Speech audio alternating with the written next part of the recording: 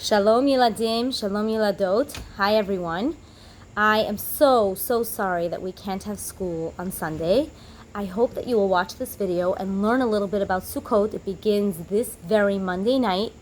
And I want you to be prepared and I want you to know all about the sukkah. I actually brought you into my sukkah. You can see all around me there's a sukkah being built. We're not done yet. There's nothing above my head. And another very important thing, which tells you this sukkah is not ready, but we'll talk about that in just a minute. We had to cancel school because a number of students had COVID, and my family was exposed, so we are kind of in lockdown for a little bit longer. But I'm sending you all my love, and I'm going to tell you a story, and I'm going to tell you about the beautiful holiday of Sukkot. Hopefully you picked up your packet, which has inside of it this booklet. If you can fill in this booklet, send me a picture so I know you did it. I will definitely give you a prize. Have it open to the first page, and we are going to start our lesson on Sukkot. So thank you for coming. Settle in. Make sure you have a pen and the rest of your stuff. The only thing you need for your craft is Elmer's glue. Hopefully you have that. And let's begin. Many years ago, there lived a man whose name was Shimon. And Shimon lived in a land... No, we're going to actually move. Yeah, Shimon. He was a very, very poor man, and he lived in a city called Strelisk. But he loved to have the most beautiful esrog ever. He didn't want to have a regular esrog. Sukkot is the holiday where we shake a lulav, and 2 kinds with it, plus an esrog, 4 kinds together. And he wanted a special one that was beautiful. So what did he do? For an entire year, he saved up money. Every time he got a paycheck, he would put a little bit of his gilden aside in a little bank that he had in his house. Finally, he saved up 50 gilden. It was almost Sukkot. With such a large sum of money, he was sure he would get a most beautiful esrog. And everyone knew that Uri loved to have the most beautiful esrog. They were expecting it already. Well, Uri stops on his way. He went by foot to save some money. He stopped on his way in a small inn to say the afternoon prayers, and he hears while he's praying, someone is crying and moaning and miserable.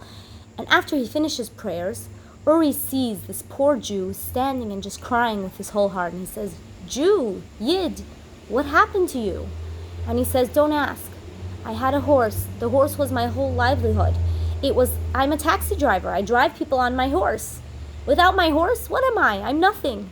Now I'm broke. I have nothing to my name. I have no way of giving source of income for my family. I'm a mess. I'm a disaster." The man in charge of the inn overheard this conversation, and he goes over to this poor Jew who lost his horse, and he says, "I just bought a new horse. If you want, I'll sell it to you for 50 gilden. The man turns to him and says, "I don't have a penny to my name. Thank you, but I don't have a penny to my name." Uri knows, he has 50 gilden that he saved up for this beautiful esrog. Well, he turns to the innkeeper and he says, "Would you sell it for any less than 50? He says, "Well, I would go down to 45, but not a penny less." He says, "I'll take it." And he turns to the poor Jew and he says, "That's your new horse." And he gives the innkeeper 45 gilden. Now he's left with 5 gilden. He goes all the way to the town where they sell the esrogim, and he buys a very, very simple, basic esrog. And he knows he did the right thing. He did a mitzvah. He helped another Jew. But he's embarrassed to come home, and the townspeople in his shul, his community, will say, "Uri, let's see your beautiful esrog," and it will be something so simple, so basic. So Uri says, "I'm going to stop at a different city. I'm going to go to Lizensk. And I'll go to the shul over there where nobody knows me, and it's okay. I'll just stand in the corner with my simple esrog." And he goes. And it's a very big shul. There's a very holy rabbi who's very well known. His name was Reb Eli Melech of Lizensk. And he's praying in the front of the shul. And the shul is packed with people.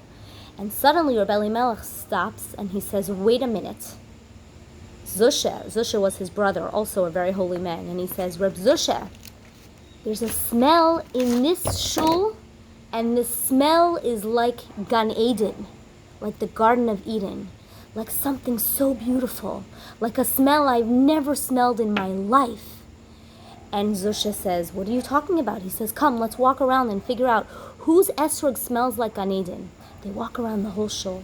Finally, they stop at Uri and they say, Uri, it's your esrog. It smells like Gan Eden. Where did you get this esrog? And he says, no, I didn't get it anywhere special. Same place as all of you. And they say, but tell us, how did you buy it? What's your story?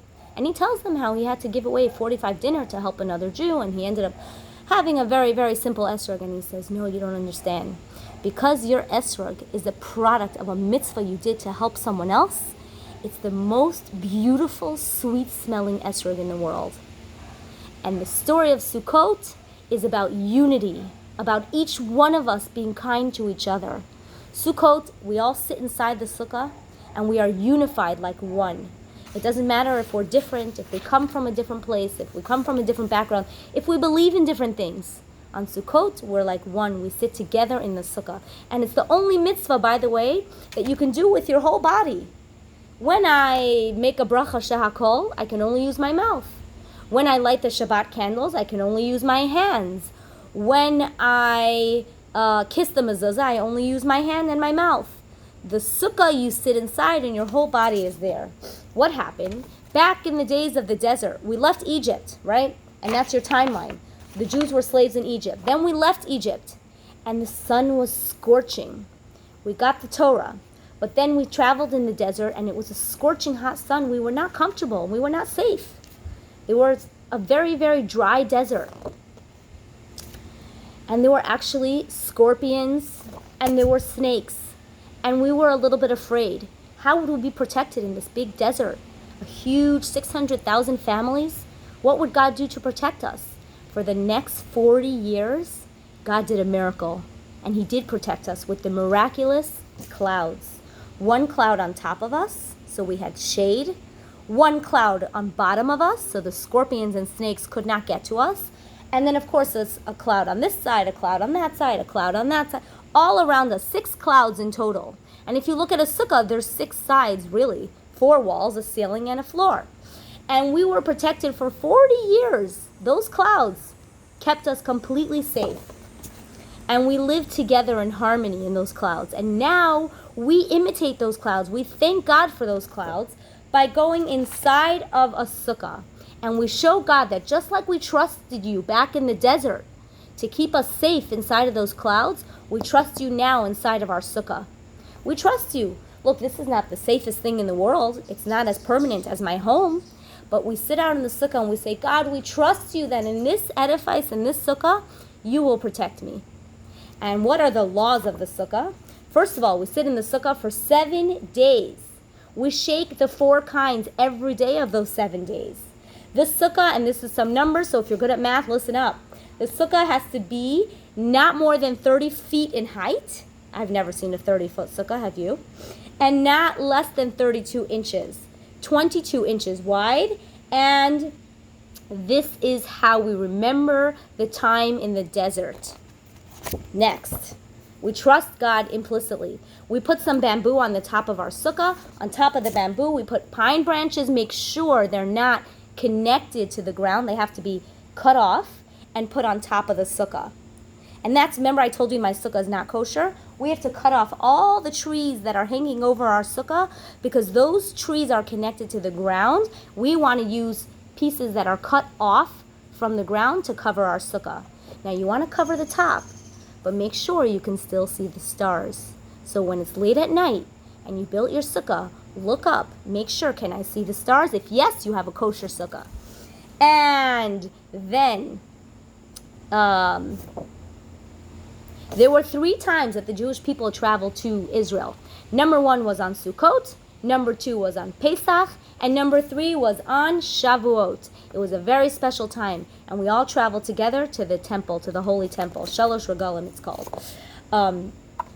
After that, after we do the 7 days of Sukkot, this is a holiday of joy. Do you know why we're so joyous? Because we had Rosh Hashanah, which is very serious. The book is open. Our life is being written down. Yom Kippur, the day of judgment, the day of forgiveness. Why are we dancing on Sukkot and Simchas Torah? Because we know God inscribed us for a good year. It's a celebration. We know that everything's going to be really good. And so we dance and we're happy. Make sure when you sit in your sukkah, you're happy. You're joyful. You're friendly. You're kind. You're laughing. It's a time for happiness. And that is why we have a smiley face. The 4 kinds. I want to tell you about this really quickly. Right now, you should have been able to fill out page number 1. Feel free to pause the video to do that. And page number 2. On page number 2, actually, there are 3 letters, Hebrew letters, that write the word sukkah. Samach, Kaf, and Hey. Just a second, I'm going to show you what that looks like. If you look at the 3 letters that spell sukkah, we have a samach, a kaf, and a hey. The samach has 4 walls. That's a kosher sukkah.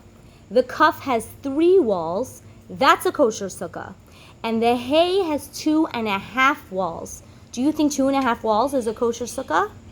The answer is yes. So if you said yes, you got it right. That is a kosher sukkah. As long as you have 2.5 walls, you may use that as your sukkah. When we sit in the sukkah, we say a special blessing.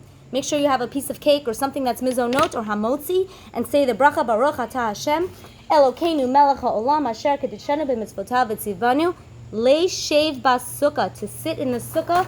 Thank you, God, for this wonderful, beautiful opportunity. And now you can do sukkah facts, true or false, and we spoke about pretty much all of it, so you should be able to do that on your own. Now I want to talk about the 4 kinds. We are actually selling lulavim and etrog